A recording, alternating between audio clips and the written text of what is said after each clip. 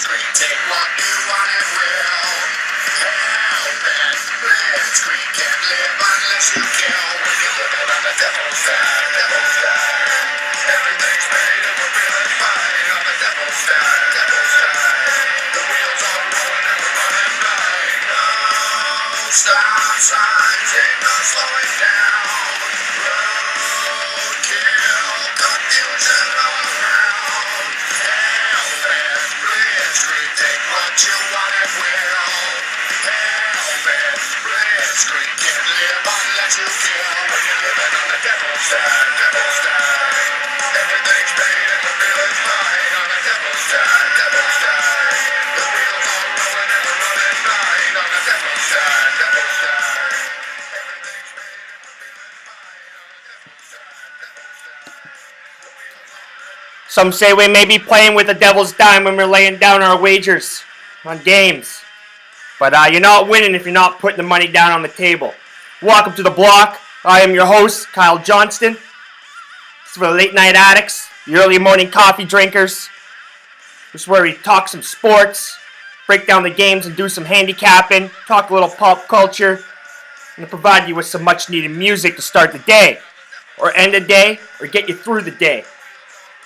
A positive night last night. Positive night. Winnipeg Jets couldn't quite pull through for us. Fucking Jets.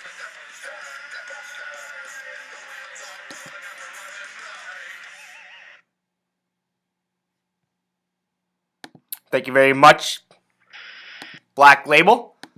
But I'm going to rip through this quick. I can give you my picks right off the hop. Obviously, the Winnipeg Jets couldn't cash for us last night.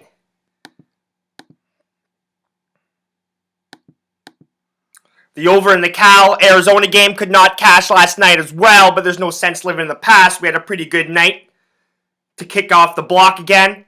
Let's keep this momentum rolling.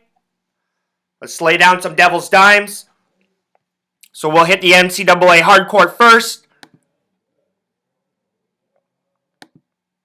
On the basketball court, we got we got your typical Friday evening games. A lot of MAC going on.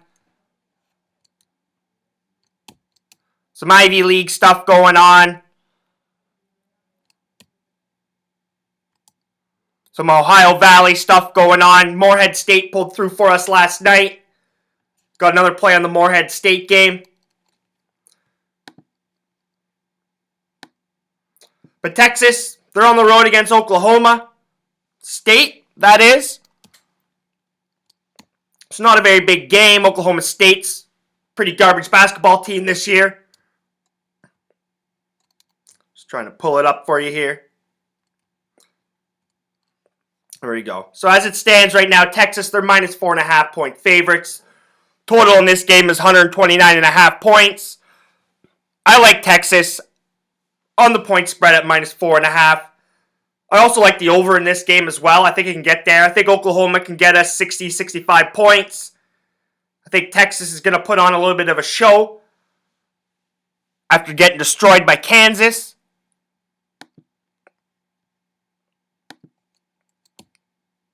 Gearing up for the Big 12 tournament.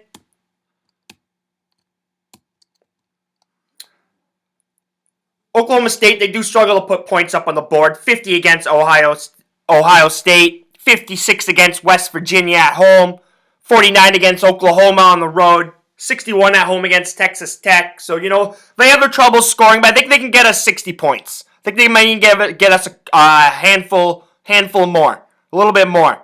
And then I think Texas will take care of the rest. Texas is 7-3 against the spread on the road this season. So that's why I like Texas at minus 4.5. If you're laying money down on the Longhorns on the spread on the road this year, you're making some money.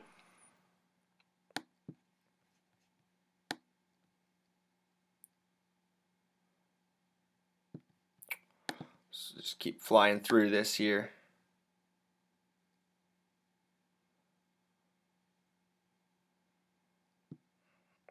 There are a couple other college games that do kind of catch my eye. The Central Michigan Chippewas, they're minus 6.5 point favorites against Western Michigan. It's kind of an in-state rivalry, so I'm gonna avoid that game, stay away from it. Texas-Oklahoma State right now is my only play on the NCAA hardcourt right now, but I got a couple plays with the professionals in the NBA. Toronto Raptors are at home against the Portland Trailblazers. As it stands, Raptors are looking for 12th home victory in a row. As it stands right now, they're minus 6-point favorites. Total in this game is 210. I like the over 210 in this game. I was leaning towards the Trailblazers, and I still am. I might play a little small play on the Trailblazers at +6. Maybe we can get it up to +6.5 if we be patient. But I like the over 210. I think Damian Lillard, McCallum, they're going to be coming to play tonight. I think Lillard, since he's been snubbed in the All-Star game, he's had this game in Toronto kind of circled. I think he's going to come to play. I think the Toronto guards, DeRozan, Lowry, like usual, will put up their points. I think the Toronto bigs will be able to put up some points. But the Blazers bigs are no slouch. Ed Davis is playing some good basketball right now. But Portland's 15-16 on the season. Over/under. Toronto's 16-12. Over/under at home. 16 overs. Portland is 18-13 against the spread on the road. So that's why I have a little lean towards the Trailblazers tonight. But I'm going to be patient with it. But I'm going to take the over 210. I think we'll be able to get there. I think we're going to see some points tonight. Memphis Grizzlies, they're at home against the Utah Jazz. Jazz coming off a loss against Toronto. As it stands right now, the Grizzlies are +1 point home dogs. We're seeing some line movement in this. I actually picked up the Grizzlies at -1. I do like the Grizzlies tonight. Total in this game right now is 192.5. I also like the over in this game. I think we're going to see some points. The Grizzlies have been cashing the over at home on the season. And Utah, they've started to put up some points as well, especially on the road, when the defense isn't quite as solid as it is at home.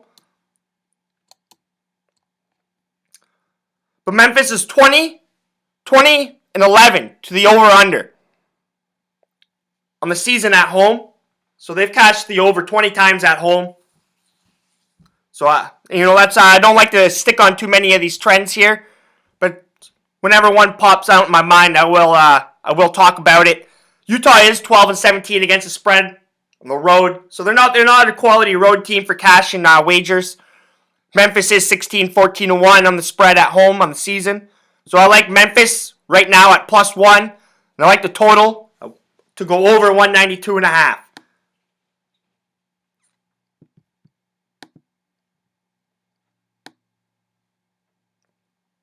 And some late night action on the hard court. Los Angeles Lakers. Sad Los Angeles Lakers. Fuck, it's pathetic watching this basketball team sometimes. It really is. It's tough to watch. Wasted a lot of minutes, a lot of hours watching Los Angeles Laker basketball late at night. God damn.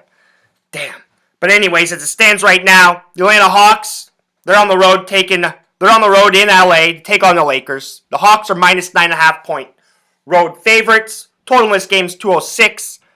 I like the over. I like to go over 206 in this game. The Lakers, they can't fucking play defense. The Hawks, they're coming off a tough loss to Golden State in overtime. They're going to be looking for a win on the West Coast. I think they will pick it up. I think they're going to enjoy dropping some points on the Lakers as well. And the Lakers are the Lakers, man. They don't fucking want to win. They're not going to try very hard in the first half. And then they're going to pick it up in the second half, and we're going to catch this total. That's what a trend I seem to see with Los Angeles Laker basketball. They never come out strong because they don't want to win. They don't want to win. They don't want to fuck around with any of their picks. They want their draft picks. I think they have to, be in the bottom 3 or something like that to get some picks from some teams. So, a play for some of you degenerates out there. Maybe the Atlanta Hawks first half line. That's something I might look at. But as it stands right now, I like the over 206 in the Atlanta Hawks-Lakers game.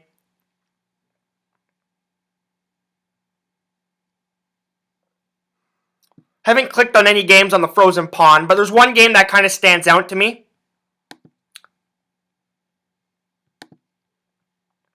It's It's the Edmonton Oilers on the road taking on the Columbus Blue Jackets. The McDavid Show in Columbus. I like the over. I like the over 5.5. It's 8-2. In the last 10 games between these two clubs, the over's cashed 8 times. 8-2 to the over. So I wouldn't mind riding that trend. I'm just going to be patient here. As it stands right now, it's minus 130 to under 5.5 pucks. Plus 110 on the over 5.5 pucks. I know that Laurent Brossoit or whatever. I'm sorry if I got your last name wrong. Edmonton's young goaltender that they just signed. I know he's starting in the pipes for the Oilers.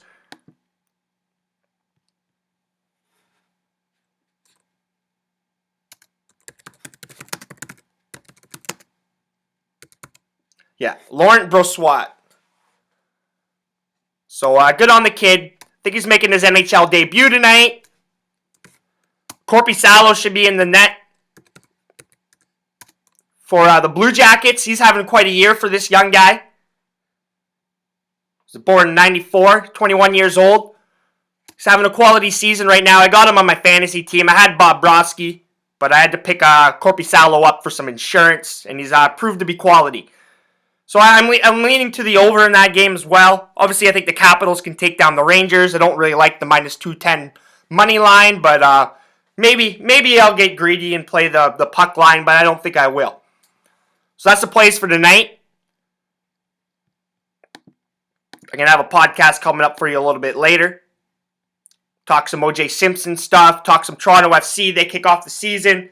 Talk some Donald Trump, the GOP, Super Saturday is tomorrow. Lots of stuff going on in the world. Hopefully these wagers bring some luck. And Lord Gambler is, kind to us tonight. We can keep this momentum going. Glad you could join me here and take some time to listen to my picks.